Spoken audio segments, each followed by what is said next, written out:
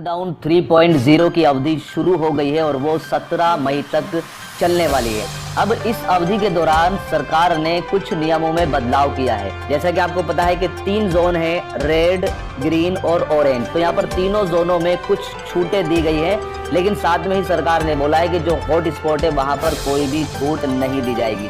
इसी के बीच सरकार ने नियम बनाए हैं कि अगर इन नियमों को, जो नियम बनाए हैं सरकार ने, कि कोई भी लोग अगर इस नियम को तोड़ते हैं तो उन पर जुर्माना लगाया जाएगा। तो क्या क्या जुर्माना है उसको समझ लेते हैं। तो यहाँ पर बोला गया है कि अगर बिना मास्क के आप पाए गए, अगर आप बिना मास्क के पकड़े जाते हैं तो 200 रुपए का ऑन द स्पॉट आपको जुर्माना देना पड़ेगा।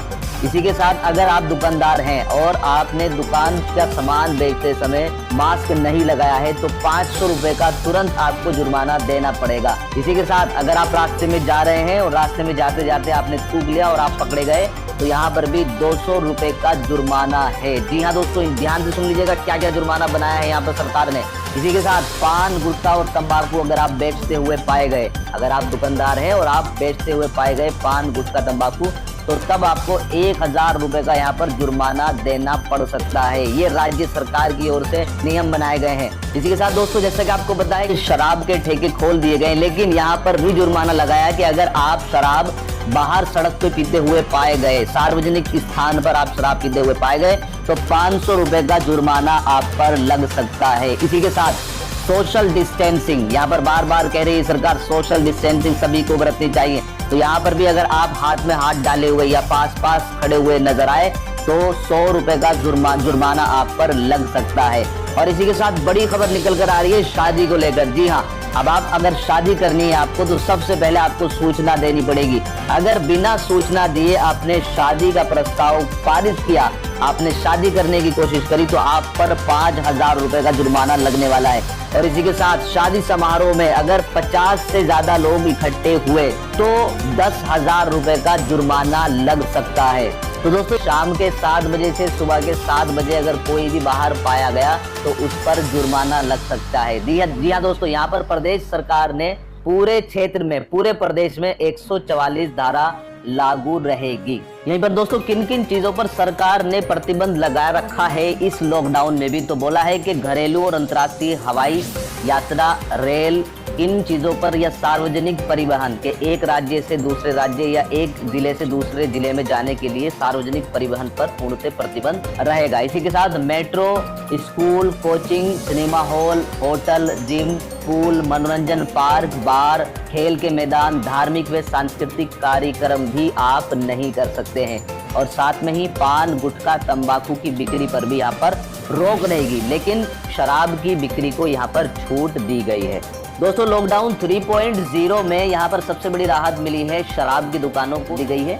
लेकिन जैसे ही शराब की दुकानें खुली वहाँ पर इतनी लंबी लंबी लाइनें देखने को मिली है, सोशल डिस्टेंसिंग की धज्जियां उड़ती हुई नजर आई है कि पुलिस प्रशासन को भी काफी ज्यादा मुशक्कत करनी पड़ी है। जी हाँ दोस्तों, यहाँ पर सोमवार को जब दुकानें खुली तो सुबह 8 बजे से ही लंबी लंबी कतारें शराब की दुकानों के आगे देखने को मिली। इस दौरान यहाँ पर सोशल डिस्टेंसिंग पूरी तरीके से खारिज हो गई है और 2-2 किलोमीटर लंबी लाइन यहाँ पर लगी हुई मिल रही है। इसी के बीच दिल्ली पुलिस ने कुछ दुकानों को बंद करवाया क्योंकि भीड़ बेकाबू हो रही थी। कश्मीरी गेट के पास पुलिस को हल्का सा लाठी चार्ज भी करना पड़ा, जिससे भीड़ तितड़ बितड़ हो गई। आपको दिखाते हैं मुंबई के उपनगर जिले के गोरेगांव ऐसरी रोड के रत्ना सिग्नल के पास एवी वाइन शॉप के लिए कितनी बड़ी कतार लगी हुई है। आप लोग अपने आंखों से देख लीजिए। क्या करेगी प्रशासन ये हाल देखकर, क्या करेगी पुलिस ये समय देखकर। दुकानों को पुलिस के द्वारा जो है बंद कराया गया है, लेकिन कोई भी आधिकारिक आदेश नहीं है। भीड़ को देखते हुए उन्होंने बंद कराया है।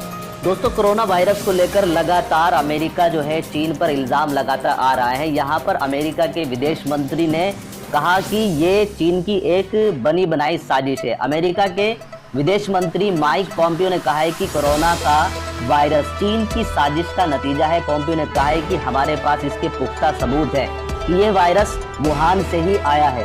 अमेरिका के एक न्यूज चैनल ABC के एक कार्यक्रम में माइक पॉम्पियो ने ये आरोप लगाया कि चीन के पास कोरोना को रोकने का मौका था लेकिन उसने जानबूझकर ऐसा नहीं किया। पोम्पियो ने कहा कि याद रखिए कि चीन में वायरस फैलना और निम्न स्तर की प्रयोगशालाएं चलाने का चीन का पुराना रिकॉर्ड है। ये पहली बार नहीं है कि चीन की लैब की विफलता के कारण वायरस दुनिया में फैला है। खुफिया विभाग इस बात की जांच कर रहा है। इससे पहले भी अमेरिका के राष्ट्रपति डोनाल्ड ट्रंप ने भी चीन के खिलाफ सबूत होने की बात कही है। तो दोस्तों, ये थी अब तक की कुछ महत्वपूर्ण खबरें। उम्मीद करता हूँ कि वीडियो आपको पसंद आई होगी। वीडियो पसंद आई तो लाइक और शेयर जरूर कीजिएगा और अपना ख्याल रखिएगा। इस वीडियो में इतना ही। God bless you. Thanks for watching.